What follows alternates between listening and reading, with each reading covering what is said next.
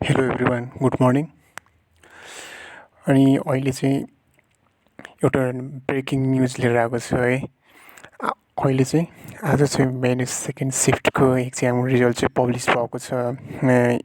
PS अफिसबाट नेटमा चाहिँ हेर्न सक्नुहुनेछ रिजल्ट त आइसक्यो अब कटलाइन चाहिँ कति भयो भन्ने कुरा चाहिँ एकदमै इम्पोर्टेन्ट छ है त यसो हेर्दाखेरि लगभग एप्रोक्सिमेटली 80,000को एक्जाम दिँदाखेरि अब नियरली 9,000 जति पास हुनु भनेको चाहिँ एकदमै कम हो है त सो कटलाइन अहिले यति उति भनेर चाहिँ त्यो थाहा छैन हेर्न मिलेको छैन but I guess 38 maybe the cutline है योचोटिको सो 38 ल्याउनेहरूले चाहिँ अलिकति मुटुलाई एकदमै डह्रो बनाए हुन्छ होइन अब 37 आउनेहरूको लागि चाहिँ अब ढ्याङ्ग्रो बजिरहेको छ सो लेट्स होप अब 38 होला यसपालिको कटलाइन जस्तो छ 39 ल्याउनेहरूलाई पनि एकदमै गाह्रो हुने रहेछ 38 ल्याउनेलाई एकदमै झन् गाह्रो so let's cheers for those who passed by the nearest margin and get the victory. So congrats and best of luck for your second सिफ्टको एक्जामको अब नेक्स्ट स्टेपको लागि चाहिँ एकदमै हजुरहरूलाई चाहिँ बधाई अनि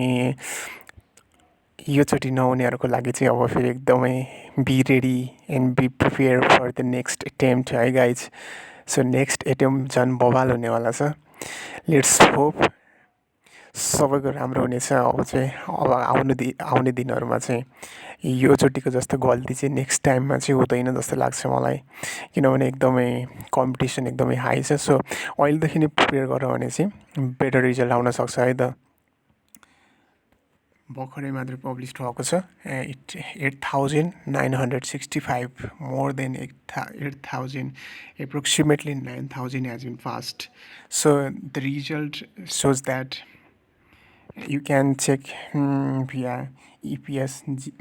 epsgov.np बाट चाहिँ हेर्न सक्नुहुनेछ है त हजुरहरूले चाहिँ अहिले नै रिजल्टमा कति कटलाइन आयो भन्ने चाहिँ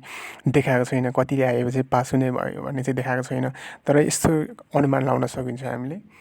यस्तो हेर्दाखेरि 38 मेबी द कटलाइन है guys so congrats to all the 8,900 past student अनि अब सेकेन्ड फेजको अब छ अझै पनि स्किल टेस्टहरू बाँकी छ त्यसमा अब मलाई लाग्छ 1,000 जति चाहिँ फाल्छ होला जस्तो लाग्छ मलाई 1,000 मोर देन 1,000 चाहिँ फेल हुने रहेछ जस्तो लाग्छ मलाई सेकेन्ड सिफ्टको स्किल टेस्टमा पनि सो यसो हिसाब गर्दाखेरि 8,000 जतिले चाहिँ योचोटिको सेकेन्ड सिफ्टको एक्जाममा चाहिँ पास हुनुहुनेछ त जम्मा लास्टमा